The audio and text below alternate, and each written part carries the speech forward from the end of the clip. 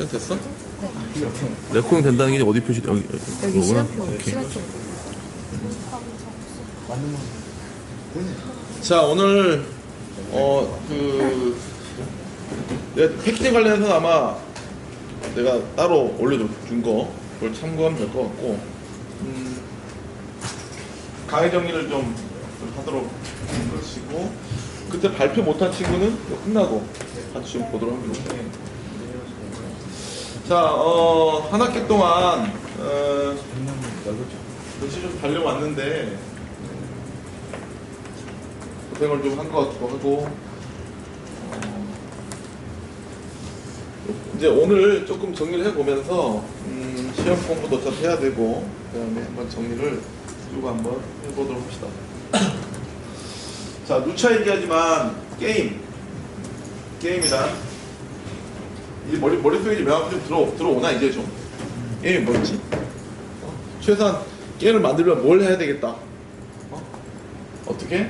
가상 세계를 만들고 거기에 객체를 뭔가 생성을 하고 걔들이 서로 어떻게 하도록 상호작용을 하도록 하고 그 결과를 보여주고 이렇게 해야 되겠다라는 게 좀 머릿속에 잡혔다 그러면 일단 뭐 기본적으로 게임의 개발자 관점에서의 그건 뭐 이해했다고 좀 볼 수가 있을 것 같고, 그래서 가상 세계에 존재하는 게임 객체들의 또 오브젝트가 되기 때문에 상호작용, 인터랙션을 시뮬레이션, 계산하고 그 결과를 보여주는 것이다. 그러면 결국 이제 객체들의 상태를 이제 변화하는, 객체들 상태를 변화시키는 세 가지의 요인이 있다고 했지. 그래서 가장 쉽게는 사용자가 어떻게 하면 컨트롤하면 거기에 따라서 객체들이 움직일 것이고, 그지? 또 객체가 공간에 가만히 있더라도 뭐 비유를 한번 들었지만 사과를 공중에 놓으면 사과가 공중에 있지 않고 떨어지지. 실제 세계에서는 그 이유는 뭐가 있기 때문에, 물리가 있기 때문에 떨어진다는 것이고, 그 다음에 이제 마지막으로 세 번째는 AI, 즉 살아있는 객체, 생명 있는 객체는 결국 뭔가 어떻게 주변 상황이라든가 그런 거에 반응하면서 자기 스스로 자기의 속성을 끊임없이 업데이트, 갱신한다는 것이. 그래서 게임 내에서 결국 이제 객체의 상태를 상태 변한다는 전제 하에서 이 세 가지를 어떻게 조합을 시켜서 표현하느냐, 그게 관건이 되겠다. 게임 객체를 이 세 개를 어떻게 조합을 해서 표현할 것이다. 그런 거 중요한 포인트가 되겠죠. 그래서 이게 가장 베이스야, 베이스. 게임을 보면은 게임 어떻게 바라봐야 되는 베이스를, 이거를 항상 머릿속에 꼭 있어야 된다.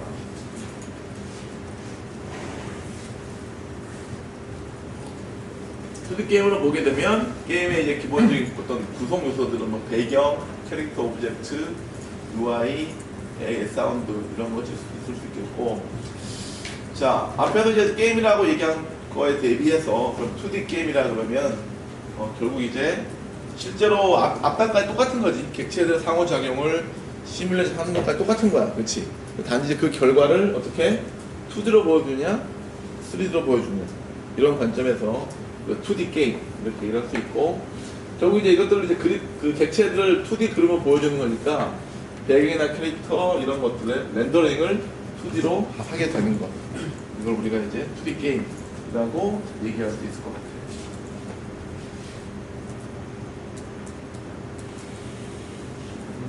(2D) 게임을 뭐 개발하기 위해서는 여러 가지 방법들이 있지만, 그게 보면 이제 플랫폼의 종속적인 방법과 플랫폼의 독립적인 방법이 있을 것이고, 플랫폼 종속적인 방법 말은 좀 어렵지만 어쨌든 시스템에 완전히 딱 특화된 어떤 그런 식의 게임을 만드는 거고, 그래서 아마 1학기 때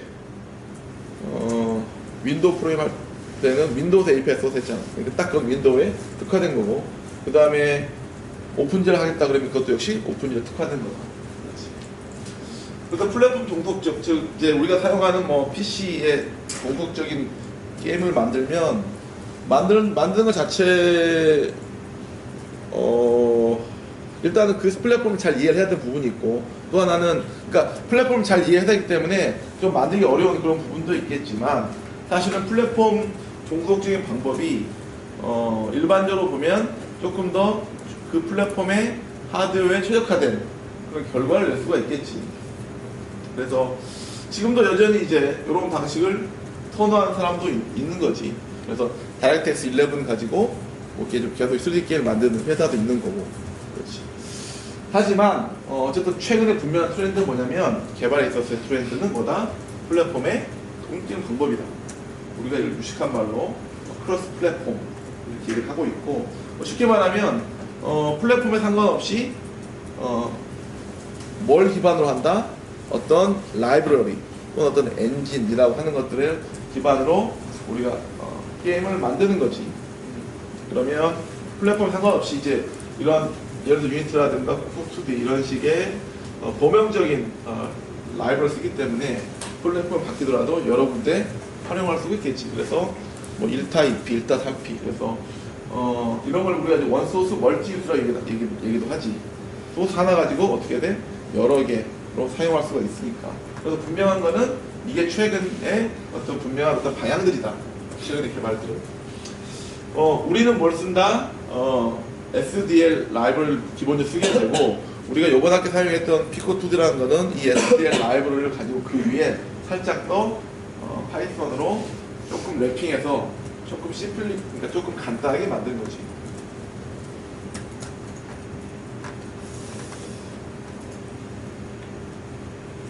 자, 게임 개발 시작에 앞서서 반드시 결정해야 될 것이다 그랬어. 그렇지. 좀 기억을 더듬어보면, 자, 지금 내가 누차 말하지만 게임 월드에 뭐가 있어야 돼? 물량 크기를 정하고 있어야 돼. 진짜 있어 이제? 너네 만든 게임에 물량 크기 진짜 알고 있어? 알고 있어야 되고, 그 다음에 그와 더불어, 자, 이거 왜 그런 거야? 결국은 가상 세계를 실제 세계를 컴퓨터 안에 가상 세계로 갖고 와야 되고, 그것들의 상호작용을 인터랙션을 계산해 가고 시뮬레이션 하기 때문에, 시뮬레이션 하기 위해서는 뭐 그 각각 객체들의 어떤 실제적인 어떤 물리적인 값들이 있어야지 우리가 시뮬레이션 계산할 수가 있거든. 그게 핵심인 거지. 그래서 게임 월드의 물리적인 크기를 갖고 있어야 되고, 마찬가지로 게임 오브젝트 역시 물리적인 값들, 어떡하지고 있네? 물리적인 값을 결정해야 된다. 내 캐릭터의 이동 속도는 얼마냐? 날아가는 새의 이동 속도는 얼마나? 저 캐릭터가 힘이 빠지면 몇 킬로미터로 걷는다. 이런 식의 것들이 기획에 잘 나와 있어야 되고, 그래서 기획이란 건 뭐냐면, 게임 기획이란 거는 뭐 세계관 설명 이런 게 아니야. 게임 기획이라는 것들은 게임 내에 여러 요소들의 물리적인 값들을 결정하는 것. 그렇지? 그게 기획에 있어서 굉장히 중요한 부분이라는 거죠. 그래서 기획서에는 반드시 이런 내용이 들어가 있어야 돼. 내 배경은 얼마고, 어떤 캐릭터가 있는데, 그 캐릭터가 굉장히 광폭하고, 이런 걸 쓰는 게, 그런 것도 써야 되겠지만은, 그 앞에 모두 나와 있어야 돼, 그 기획서에. 이 캐릭터가, 예를 들어서 이제, 열이 받았다. 그러면 굉장히 빠른 속도 뛴다. 그러면, 열 받으면 빠른 속도 뛴다. 이렇게 쓰면 안 되고, 열 받으면 빠른 속도 어디까지 뛰어간다라고 구체적으로 정해야 된다는 거지. 그렇지. 항상 그걸 명심해 둬야 돼. 그다음 역시, 자, 여기까지 이제 게임 오브젝트라든가 게임 월드에 관한 얘기였고, 자, 이제 2D 게임을 보게 되면, 그렇지? 2D 게임을 보게 되면, 결국 이 가상세계 공간을 컴퓨터 안에 2D 게임 안에 2D 공간으로 갖고 와야 되는데, 그러려면 실제 얼마만큼의 크기들을 게임 내에 얼마만큼 크기로 이렇게 갖고 올 수 있을지, 그걸 결정을 해야 되는 거지. 그걸 결정하기 위해서 이제 2D라 그러면 한 픽셀당 2D 게임에서 2D 화면에서 한 픽셀이 실제 월드에 몇 미터 해당되는지 그걸 결정하고 있어야 된다. 그래야지 정확하게 끌고 와서 실세계에 있는 내용을 끌고 와서 내가 이거를 2D 게임 안에서 화면에 표시할 수가 있는 거지.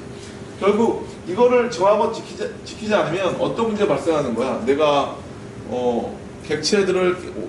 게임 객체들을 끌고 와서 화면에 표시했는데, 이런 것들을 초기에 정하지 않고 들쭉날쭉하게 되면 우리가 실생에서 봤을 때 객체들 간의 물체들의 크기 차이라든가 이런 것들이 우리가 그런 거 우리가 이제 상대적인 스케일, 그러니까 상대적 크기라 그러는 거지.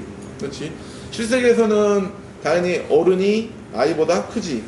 그지? 근데 그럼 이런 부분들 맨 처음에 정하지 않고 들어가면 게임 안에 집어넣으면 어린이나 아이나 키가 똑같기도 하고 역전되기도 하고 그렇다 이거지. 그래서 결국 이제 어떤 상대적인 스케일을 그대로 유지할 수 있도록 하려면 가장 쉬운 방법은 애시당초 픽셀당 몇 미터, 몇 센티미터 또는 몇 미터를 정하고 거기에 맞춰가지고 디자이너한테 너는 어른은 이 정도 픽셀로, 그다음에 꼬마는 이 정도 픽셀로 만들어 달라 라고 얘기하면 된다는 거지. 내가 이거를 그래서 내가 이제 2학년 2학기 너의 전공 필수잖아. 내가 뭐 한 학기 내내 떠드는데 졸업작품만 가게 되면 도대체 뭘 하는지 졸업작품 다 까먹었던 이 얘기를 까먹고 나서 다 제각각이야. 그래서 물어봐. 너 이제 너는 지금 너가 이번에 만드는 졸업작품은 공간의 볼륨, 부피, 그렇지? 스페이스의 부피가 얼마나 되느냐? 그러니까 네, 3.5 곱하기 3천이요. 이렇게 얘기한다니까? 엄밀히 말하면 이제 부피니까 3.5 곱하기 3.5, 3, 이거 3차원로 표시를 해줘야겠지. 그것도 말이 안 되는 거야. 근데 여전히 이렇게 졸업작품 할 때 얘기하더라고. 제발 그러지 마. 반드시 정해놔라. 자, 그 다음에 좌표계 구성. 지금 이제 우리는 요번 학기에 우리가 사용하는 피코 2D 캔버스는 좌표계가 우리가 사용하는 좌표 이 스크린 캔버스는 원점이 어디 있다? 원점이 왼쪽 밑에 있다. 그치? 그래서 그게 조금 이제 불필요할 수도 있었을 텐데 이거 장단점 있는 거라고. 그러니까 왼쪽 밑에 보면은 그건 이제 실제로 보면 4사 분면 중에서 1사 분면에 위치하는 그런 개념이기 때문에 어떤 물리적인 계산할 때는 그걸 수행할 수가 있다. 그냥 공이 떨어져. 그렇지.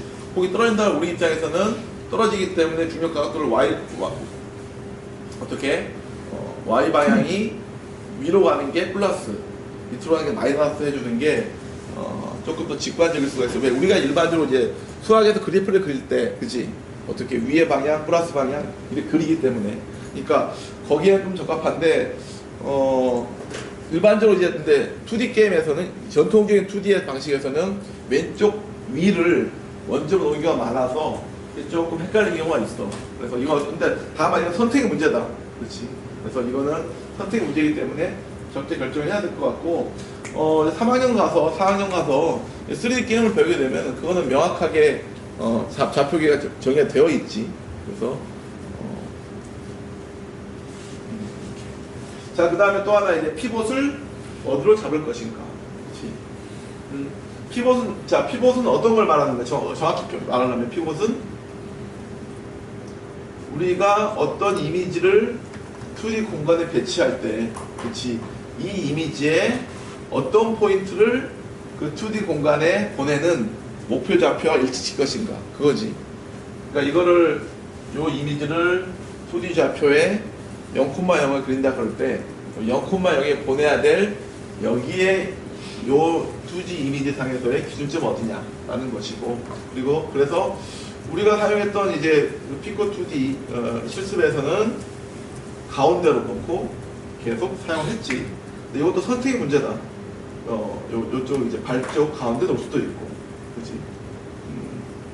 자, 선택의 문제이기 때문에 정하면 되는 거고, 물론 이제 이 피봇 자체를 이렇게 생각할 수도 있어. 이미지마다, 그러니까 객체마다 피봇을 다르게 둘 수도 있어. 이런 거지. 자, 만약 우리가 이제 아마 그 어떤 친구가 그 게임을 만든 거 보니까 공이 이렇게 공이 떼굴떼굴 굴러가는 그런 게 다른 사람 있는 것 같은데, 그렇게 공을 회전시킨다 그러면 회전할 때는 공의 피봇을 어디다 줘야 될까? 공의 가운데 두는 게 훨씬 유리하겠지. 그렇지? 그래서 일반적으로 이제 공이라든가 이런 오브젝트들, 그러니까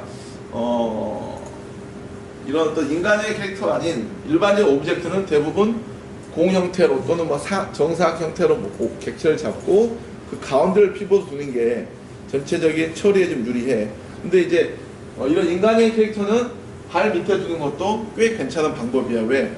발 밑에 둔다는 얘기는 y가 0이라 그러면 당연히 그게 지면에 있다는 걸 말하는 거기 때문에 그걸로 심플하게 굉장히 쉽게 바닥에 붙어 있는 거를 처리할 수가 있다. 그래서 장점들이 있다고. 그래서 피벗을 우리가 객체마다 다르게 둘 수는 있어, 분명히. 다만 그렇게 하려면 어떻게 미리 그래픽 아티스트하고 뭘 해야 된다? 상의라고 정하고, 그 다음 실제 코드에서는 우리 코드는 기본적으로 얘를 드로우할 때 이미지를, 그러니까 피코2D에서 드로우할 때는 이 이미지의 피벗이 여기다가 가정하고 보내는 거잖아. 그렇지. 그래서 만약에 우리가 피벗 조정하려면 드로우할 때 거기에 맞춰가지고 어떻게 조정해줘서 보내야겠지. 자, 어쨌든 결론적으로 피벗을 정하는 게 중요하고, 그 객체별로 피벗을 따로 두는 것도 가능하지만, 어쨌든 중요한 거는 반드시 서로 사전에 어떻게 개발자, 기획자, 아티스트가 서로 사전에 뭘 해야 된다? 약속을 해야 된다. 약속하지 않고 하면 나중에 망한다. 망하는 거지.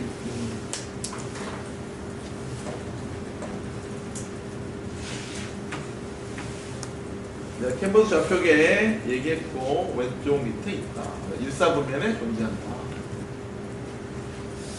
자, 더블 버퍼링에 대해서 얘기를 했었어요. 더블 버퍼링. 더블 버퍼링은 어떤 현상을 해결하기 위해서 그냥 그림에 그냥 이미지를 막 덮어쓰는 과정이 눈에 보인다 이거지. 그래서 지저분하기 때문에 가장 핵심적인 아이디어는 그래픽 버퍼를 2개를 두고, 그치? 그리는 거 어디다 그려? 백 버퍼에 다 그려.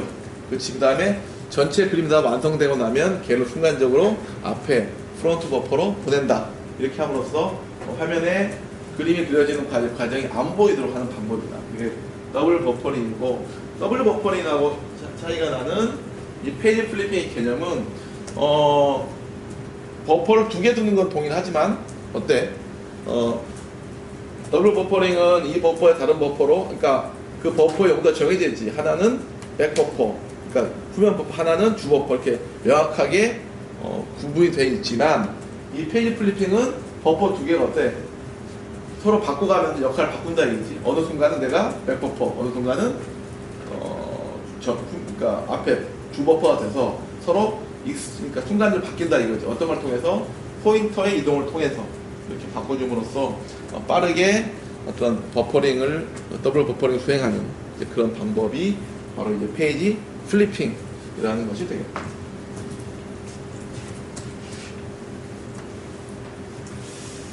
자, 스프라이트는 이제 게임 장면 안에 보여진 이미지 또는 애니메이트 오브젝트를 말하는 것이고, 2D 게임에서는 이제 게임의 모든 캐릭터들과 이동하는 물체를 표현하는 사용되는 그러한 것을 말합니다.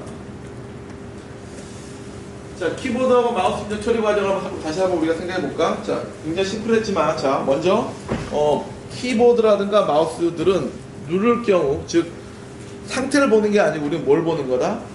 변화를 보는 거지. 변화를 이벤트로 하게 되면은 그 이벤트들 어떻게 폴링 다 수집을 먼저 한다 이거지. 그래서 여러 개의 키가 눌렸으면 그 눌린 것마다 다 이벤트 발생하겠지. 그것들을 몽땅 다 모아서 어떻게 한다? 리스트를 만든다. 그렇지. 그냥 get 이벤트 뭐야? 치지. 이벤트를 모아서 그걸 리스트로 만들어. 그러면 이제 이렇게 여러 개의 이벤트가 만들어졌어. 모여졌으면, 자, 뭘 확인해야 돼? 각각 이벤트를 어때? 살펴서 뭘 봐야 돼? 이게 도대체 어떤 이벤트인가? 그래서 이걸 통해서 이벤트의 종류를 구분한다 그러지. 그래서 대표적인 이벤트는 어떤 게 있어? 키 프레스드, 그치? 그 다음에 키가 릴리스드, 그 다음에 마우스가 움직였다. 이런 것들이 대표적인 이제 이벤트 타입이고, 자, 이벤트 타입에 따라 실제로 뭘 구한다? 입력값을 구한다. 그치? 어떤 키가 눌렸는지, 마우스가 움직였다는데 결과적으로 마우스 위치는 어딘지, 그치? 이런 것들을 갖고 온다. 그래서 이걸 가지고 계속적으로 필요한 작업을 해주면 키보드 마우스 입력은 심플하게 처리가 가능하다. 자, 객체에 대해서 좀 살펴볼까? 객체 정리해볼까? 객체는 기본적으로 뭐가 있다? 속성과 행위가 있다. 그래서 우리가 이제 게임을 개발하려면 결국 이제 객체들을 추출해야 되고, 객체들을 만들어내려면 클래스가 필요하고 클래스 안에 객체의 속성과 행위를 나타낼 수 있어야 되지. 그치? 그래서 객체는 속성과 행위의 결합이다 라는 것이고, 속성은 다름 아닌 객체의 상태 또는 상태를 나타내는 값이다. 객체의 상태 또는 상태를 나타내는 값. 그래서 내가 한번 강의 중에 한번 그런 얘기 한 적 있지만, 자, 남자 여자라는 이거는 속성으로 두는 게 좋을까? 아니면, 그러니까 우리가 남자 여자를 성으로 놓으면은 젠더라는 속성을 가지고 놓고 그게 뭐 메일 또는 피메일 이렇게 설정할 수 있겠지. 근데 여기 재밌는 게 있어. 이 젠더 속성은 변하니? 객체가? 변할 수도 있지. 왜 안 변해? 게임 내에서 얼마든지 젠더 변할 수가 있잖아. 그러니까 어떻게 하면 좋을까? 자, 변한다고 생각하면 어떻게? 속성으로 보면 좋은 거야. 그치? 만약에 변하지 않는다. 그치? 그러면 그것도 우리가 굳이 어떻게? 속성 놓을 필요가 없지. 그렇지? 뭘 말하는 거냐면, 우리가 클래스를 만들 때, 자, 휴먼이라는 클래스를 만들고 그 안에 젠더라는 속성, 즉 성별한 속성을 넣는 게 아니고, 그러니까 그 안에 젠더라는 속성, 성이라는 속성이 있다는 얘기는 그게 바뀔 수 있다는 걸 전제로 하는 거잖아. 그렇지? 근데 만약에 바뀌지 않는 경우라 그러면 어떻게 해주는 게 좋아? 휴먼이라는 클래스를 만들지 않고 어떻게? 그냥 메일, 피메일 이렇게 만드는 게 낫다는 거지. 그래서 그 부분이 바로 굉장히 이제 우리가 게임 객체를 만드는 데 있어서 중요한 포인트라는 거지. 이 속성이라는 것을 우리가 클래스 안에 속성으로 갖고 와야 될지, 아니면 분리시켜서 상위에 완전히 다른 클래스로 나눠줘야 될지, 그 부분들을 잘 의사결정을 해야 돼. 그게 중요한 게임 아키텍처 결정이 중요한 포인트다. 근데 일반적으로 나누는 룰은 뭐야? 게임 내에서 뭔가 그 속성이 어때? 변한다. 그치? 그 변한다 그러면 가능하면 속성으로 그냥 고의 놔두기 좋은 거고, 변하지 않는다 그런 거 다시 생각해 봐야 된다 이거지. 그러니까 물론 변하지 않는다고 해도 그거를 어떻게 변하지 않는다 해도 속성을 놓을 수도 있겠지만 그것도 한번 고민을 해봐야 되고. 그치? 자, 행위는 이제 다름 아닌 객체의 상태를 바꿔주는 것이다. 그렇지? 행위는 객체의 상태를 바꿔주는 것. 그래서 정리하면 객체는 속성과 행위로 이루어져 있고, 그렇지? 다만 이제 중요한 부분들은 우리가 어떤 객체를 나타내는 데 있어서 그 게임 내에서 꼭 필요로 하는 정도의 속성만 우리가 좀 도출하면 되는 거고, 그 게임 내에서 꼭 필요로 하는 행위만 내가 도출하면 되는 거야. 그렇지? 캐릭터가 일반적으로 이제 사람이라 그러면 중요한 속성으로 뭐가 있어? 몸무게지, 몸무게. 그치? 그러니까 아무 생각 없이 내가 사람 캐릭터를 게임에서 만든다고 해가지고 클래스를 만들면 그 안에다가 속성으로 몸무게, 웨이트를 속성 넣을 수가 있겠지. 근데 보니까 게임 내에서 몸무게는 한 번도 사용을 안 해. 그치? 그러면 그 속성을 알 필요가 없잖아. 그러니까 아예 뜨지 않는 거라. 그럼 우리가 이제 객체의 추상화라고 얘기를 하는데, 우리가 게임 내에서 꼭 필요한 정도로만 어떻게 속성을 도출하는 행위, 게임 내에서 꼭 필요로 하는 행위만을 도출해내는 행위, 이걸 우리가 이제 다 추상화라고 얘기를 하고 있고, 그게 바로 클래스를 만드는 과정입니다. 그래서 이제 머릿속에 담고 있어야 돼. 객체는 속성과 행위의 집합이고, 우리는 그 객체를 게임 내에서 구현하기 위해서 꼭 필요로 하는 정도로만 속성을 뽑아내면 되는 거고, 행위를 뽑아내서 그 부분들을 기술해주면 된다. 이걸 좀 명심해야 될 것 같아요.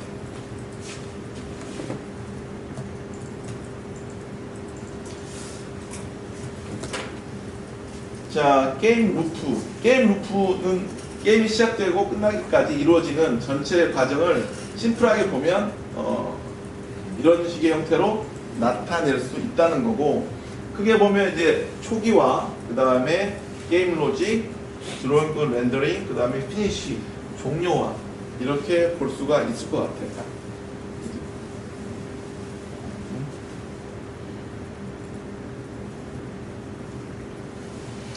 다시